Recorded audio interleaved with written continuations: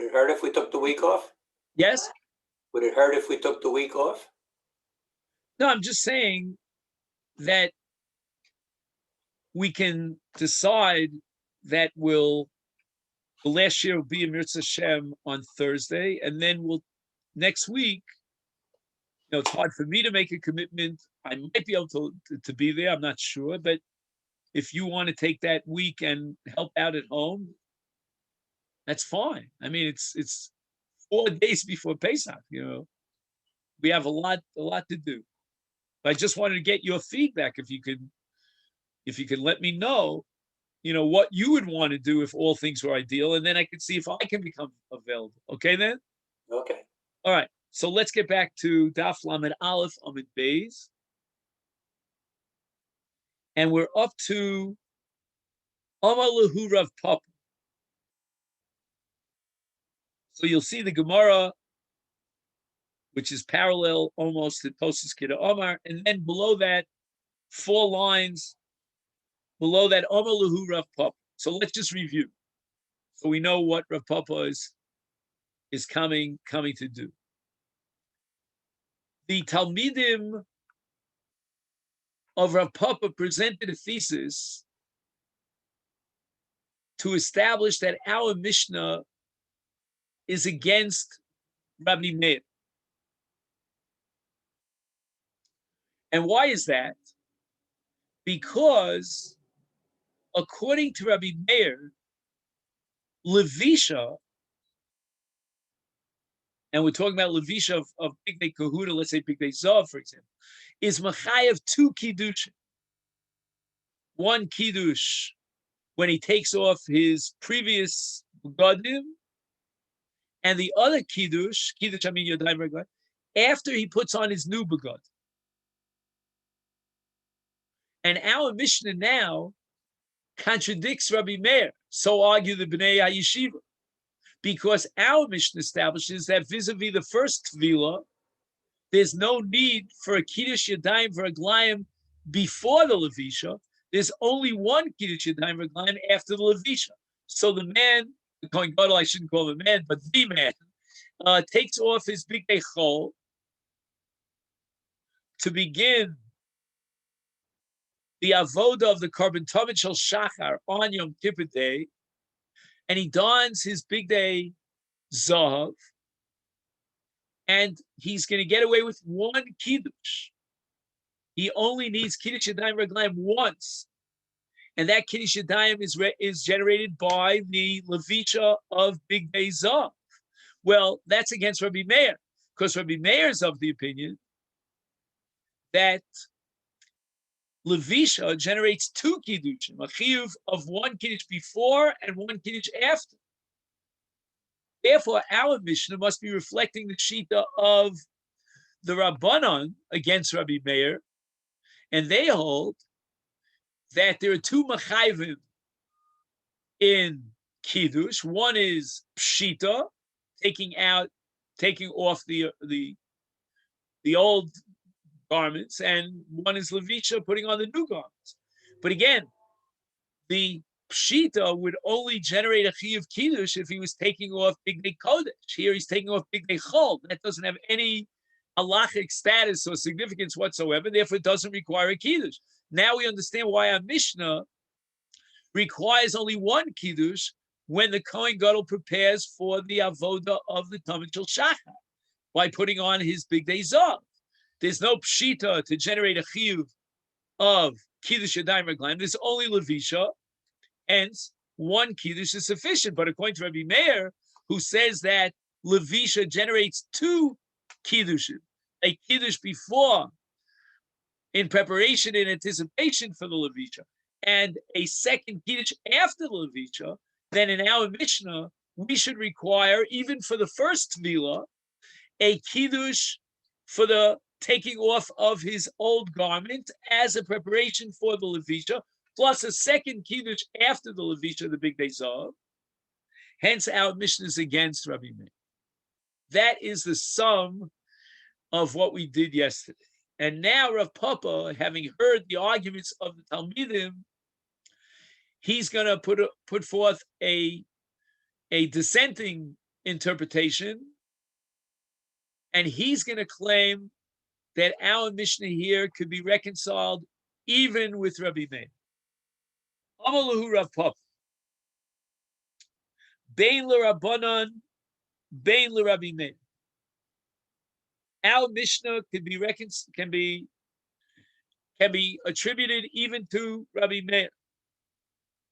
And the machlokus between Rabbi Meir and the Chachamim is not relevant to our Mishnah with regard to the very first Tvila.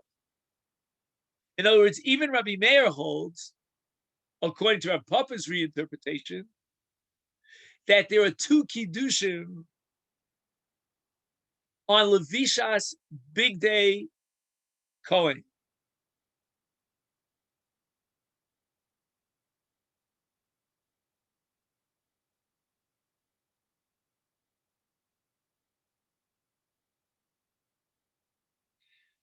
Let me repeat that last sentence because I don't think I was clear.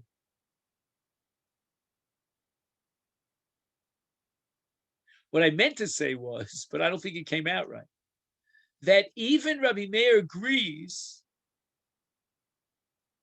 that Levisha does not generate two kiddushin, and that Pshita is one kiddush and Levisha is another kiddush. And therefore, Rav Papa is going to have to reinterpret what is then the machlokus between Rabbi Meir and the Chacham. Bein l'Rabbanan, bein l'Rabbi Meir, chada pshita the big day kodesh, v'chada levisha.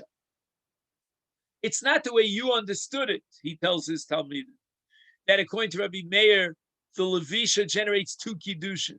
No. Even Rabbi Meir agrees that levisha generates one kiddush, and pshita generates the other kiddush. And therefore, in our Mishnah, where the pshita, the first tefillah, is a pshita big day chol, Rabbi Meir would also agree there's no kiddush, because the machayev of kiddush is pshita of big day kodesh, and not a big day chol. So now now Rav Papa has to face the music. So what is the machlokus then between the Chacham and Rabbi Meir, recorded in the Mishnah later on Daf Lamed Daled? And now we go through an entire hekesh between Pshita and Levisha, and we're going to analyze, we're going to present a machlokus about how to learn that hekesh. So now I'm at a crossroads. We have two choices. We can read through the sugya, or I can give you an introduction to the sugya. Trying to figure out which way we should go. But on Zoom, it's a little bit hard to take a vote, especially when I don't see any of you. I just have faith in the Almighty that you're there. It's pure faith. Oh, Steve is there. Okay. I'm I here. think I heard Don before, so Don's there too. I'm here too. Okay, so we have two. I don't know if Answer. oh, Ben is here too. So we're doing good. So we'll take a vote. Yeah, there are two options here. We can either go through the sugya inside and then plow through it line by line, or I can give you sort of like the overview, and that'll make reading the sugya a little easier. I'm always for easy. You want to do it the easy way. So you know what? I'll make a pshara. We'll do a compromise. Let's read it through quickly, not expecting to really understand it. Then I'll give my presentation, and then we'll read it again. And hopefully the second time we read it, it'll make more sense. So that's kind of like a compromise. But Upashat v'rochatz v'lovash. In the parsha of Avodas Yom Kippurim, we have a hekesh between Pashat and Lavash. Again, in the middle, we have a Rechitza that has to do with Tvila. But as far as Kiddush Yadayim Raglayim, which is engendered by changing the big day kahuna, we have now a Hekesh, an analogy in the pasuk between Upashat and Velavash. And we're assuming, as we said before, that's our Papa's thesis, that everybody agrees that there are two independent machayvim that generate the chiyuv of Kiddush Yadayim Raglayim. One is Pashat, Pshita, and the other is Lavash, Levisha. But now the Torah puts them together. And obviously that means that one is teaching something about the other. And the direction we're going to go is that Levisha sheds a light on Pshita. And the mechanics of Kiddush Yadayim Raglayim with regard to Levisha will now be cloned, grafted onto Pshita. So whatever we decide is the mechanics of Levisha, in other words, we're talking about Kiddush Yadayim Raglayim vis-a-vis Levisha, we're going to, via this Hekesh, we're going to apply the same mechanics and the same regulations to Pshita. So the two Machayim, that's what we have to remember, because that's the whole thesis of Rav Papa. Not like the Talmidim who thought that according to Rabbi Meir, Levisha generates two Kiddush. No, there's one Kiddush that's engendered by Levisha and another one by Pshita. Takes off these clothes, he needs a Kiddush for that Pshita. Puts on these clothes, he needs another Kiddush for the Levisha. One for Pshita, one for Levisha. Now, where is this Hekesh? Because I have to tell you the honest truth. It doesn't say upashat v'rochatz v'lofash. Those words in that contiguity joined together do not appear. What it does say is, now we're in Vayikra Tezayin. If you have a chumash, it's probably a good idea to take out a chumash, because what we're going to do is we're going to look at 3 different psukim in Perek Tezayin of Vayikra. And we're going to be forced to combine these 2 psukim in order to generate this hekesh that we're talking about. So if we start in Perek Tezayin with psukim Chav Gimel and Chav Dalet, again, if I had the whiteboard here, I would write it up, 23 and 24. There it says, Upashat es bigdei abad, v'rochatz es besoro b'mayim, v'lovash es begoda. So we see here, v'rochatz es besoro, which is the obligation of Tvila, right, in the mikvah, applies to Levishas bigdei kahuna. That's already clear in the parsha. Now, let's look at another pasuk, which is earlier in the parsha. That's verse number 4, almost 20 psukim earlier. And there it says, Bigdei Kodesh Heim, v'rochatz b'mayim. Now, wait a second. If in pasuk of Gimel it already says v'rochatz b'mayim, why do we need the rochatz b'mayim? Way back in pasuk Dalet it says v'rochatz b'mayim. So now we're going to have a radical breakthrough in terms of pshat. Now, usually we apply the principle pshuto shel mikra. Forget about pshuto shel mikra. When the Torah repeats itself unnecessarily, then we apply a different principle called an Edo Inyan, which is antithetical to pshuto shel mikra. And v'rochatz b'mayim, which clearly refers to mikvah, which the entire body is immersed in water, now becomes reinterpreted in the light of this redundancy to refer to the Yodayim and Raglayim, not to the entire body being immersed in a Maisa Tvila, but rather a Maisa Kiddush of Yodayim and Raglayim with the Mei Kiyar. Not the Mei Mikvah, but the Mei Kiyar. And what gives us the audacity to say that Varachatz is referring to Kiddush Yodayim and Raglayim? It's because the Torah unnecessarily repeated the words Varachatz B'mayim. It's already established in Pasuk Daled, Varachatz B'mayim. Why repeat in Pasuk of Gimel, Upashat is Big Abad, and then following in the next Pasuk says Varachatz is Pesar B'mayim? We already know Rachitza B'mayim.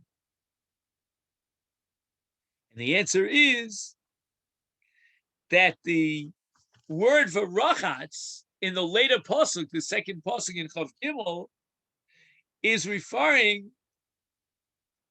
to Kiddush Yadayim Raglayim, to teach us the chova, the obligation of Kiddush Yadayim Raglayim. And what it means is that when it says Big Day Kodesh Haim V'Rachatz B'Mayim, it means to tell you that because of the Levisha of Big Day Kodesh, therefore Rachatz B'Mayim, not Rachatz B'Mayim, his body, but Rachatz B'Mayim, his Yodayim V'Raglayim in the Giyar. Now, we have to pay attention that when the Torah says in that latter pasuk, V'Rachatz is B'Sar B'Mayim, and then it says V'Lavash is B'Gadov, what the Torah is telling me is that Upashat is Big Day Habad, and then V'Rachatz is B'Sar B'Mayim, and then V'Lavash is B'Gadov, and the Torah wants to place a Rechitza in between Upashat and V'Rachatz. And that Rechitza is, as we're going to rewrite the pasuk, as if it says Upashat is Big Day Abad V'Rachatz, so that the V'Rachatz here is in relationship to the beginning of the pasuk, which is Upashat, and then we're going to take the second V'Rachatz, because as we said before, we already had the earlier V'Rachatz, so the second one is redundant, and we're going to add it to the end of the pasuk as if it said again V'Rachatz V'Lavash es Big Day Kodesh. So the first V'Rachatz goes back on Upashat es Big Day Kodesh. The second V'Rachatz goes on the Lahalon on V'Lavash es Big Day Kodesh. Now, what are you talking about? It only says V'Rachatz once, but the answer is that since that V'Rachatz is a redundant V'Rachatz, because we already had back in Pasuk Daled V'Rachatz, it allows us to add another V'Rachatz, and now we split the pasuk into two. One Rachatz is going back on Upashat, and another Rachatz is going on V'Lavash. So now when the Kohen changes his begadim, how many V'Rachatzes does he have? How many Kiddush Yadayim does he have? 2. Because it's as if the Torah repeated the word V'Rachatz. One V'Rachatz is going on the Pshita, when it says Upashat is Big Day, Habad, etc. And the other V'Rachatz that we've now successfully wedged into this pasuk is going on the V'Lavash es B'Gadol. Okay.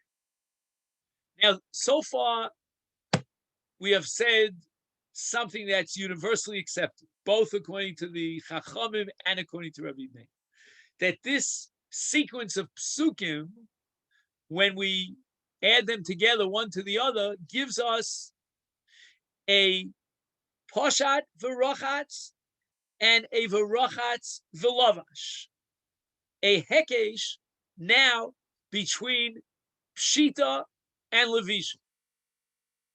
What do we derive from this Hekesh? Obviously, first and foremost, and that's not a subject of Machlokes, we derive the conclusion that there are 2 separate Mechayvim of V'Rachatz, of Kiddush Yadayim Raglayim. One is Pshita, and the other is Levisha. Now we have an equation between the two. Rabbi Meir Savar, Makish, Pshita, Lilavisha. Again, everybody agrees Makish, Pshita, Lilavisha. But the question is, what do we derive from this Makish, Levisha, Pshita, Lilavisha? Now, keep in mind that the first Varachatz is going back on Upashat. And anytime you have a Hekesh, it means that the first in the sequence is being equated to the second in the sequence. That's the way Hekesh works. So Levisha, Upashat is now being equated to what comes afterwards, which is Velavash. So Velavash is the Melamed, and Upashat is the Nilmat, if you're following. Ma Levisha, Lovesh vi Acharkach Mekadesh. We know that Kiddush Yadayim Raglayim engendered by Levisha means it has to be subsequent to the Levisha, first Levisha, and then Kiddush Yadayim Raglayim is Af Pshita Poshet the Acharkach Mekadesh. You and I would have thought, and we'll soon see that's the Shitas Rabbanon, that first you do Kiddush Yadayim Raglayim before Pshita. No. Just like in Levisha, the Kiddush Yadayim Raglayim is postponed until after the Levisha, so too the Kiddush Yadayim Raglayim that's engendered by Pshita is postponed until after the Pshita. For Rabbanan Savri, Pshita, Makish Pshita Levisha.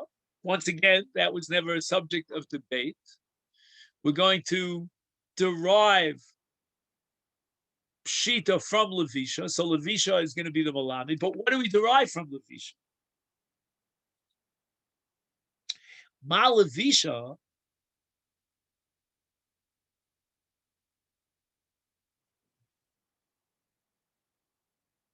Levisha Shuhu Lavush Mekadesh Yadayim Raglayim.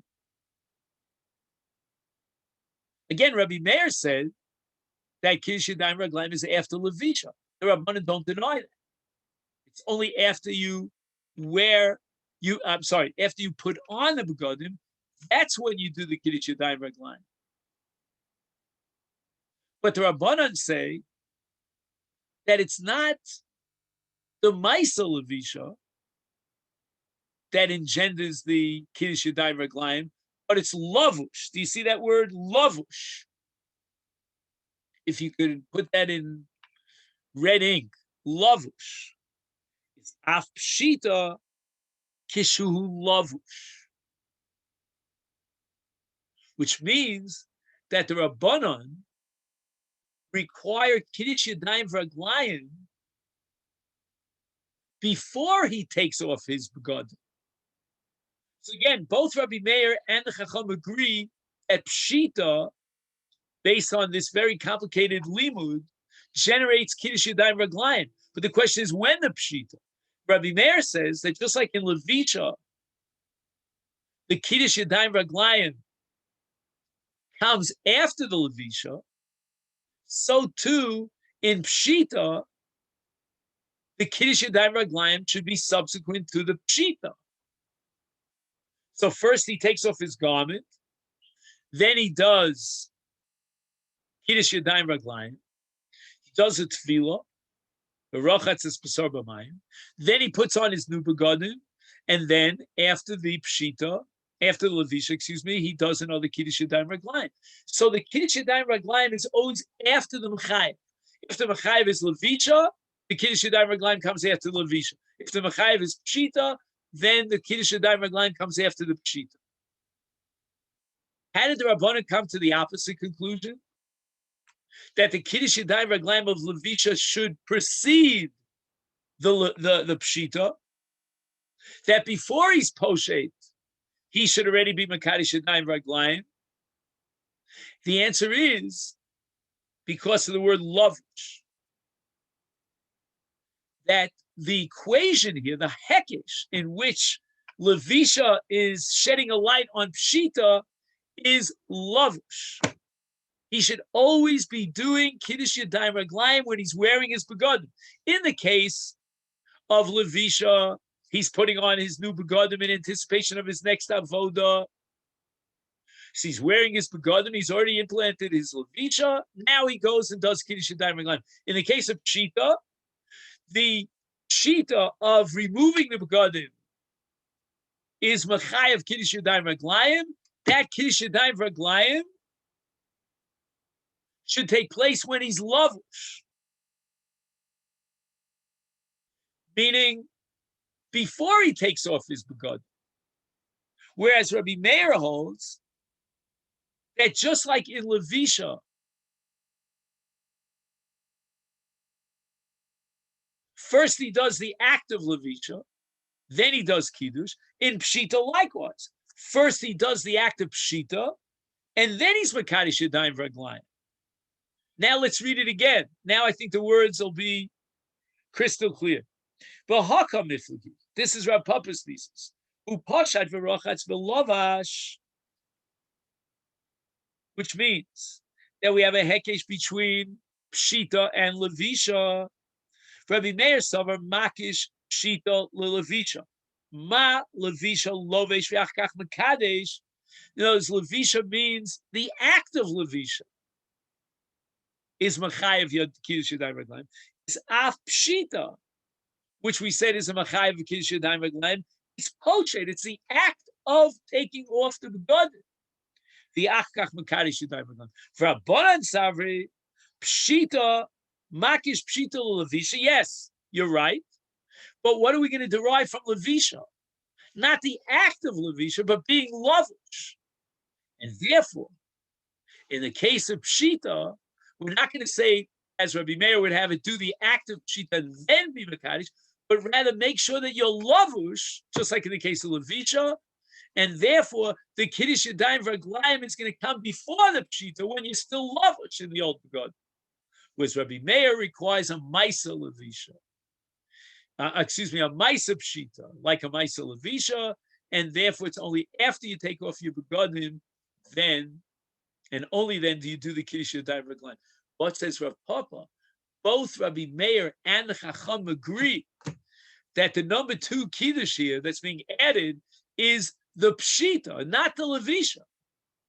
And therefore, in the case of the first Tefillah, when the Kohen starts his workday in anticipation of the Talmud Shel Shachar, there will be no Kiddush Yadayim Raglayim on the Pshita.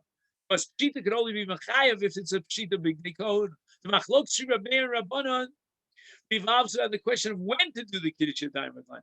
Should he do the Kiddush Yadayim before the Pshita? That's the Rabbanon Pshita, or only after the Pshita? That's Rabbi Meir's Pshita.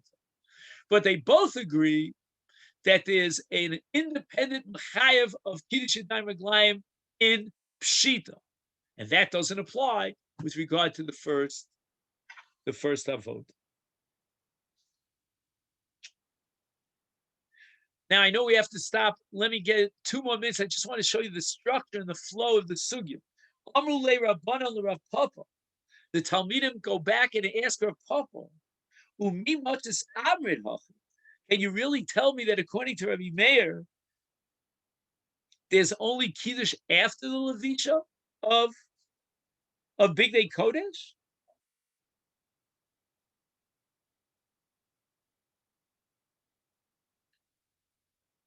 I'm sorry, I didn't say it right again. Are you really telling me that according to Rabbi Meir, Levisha only generates 1 chi of Kiddush?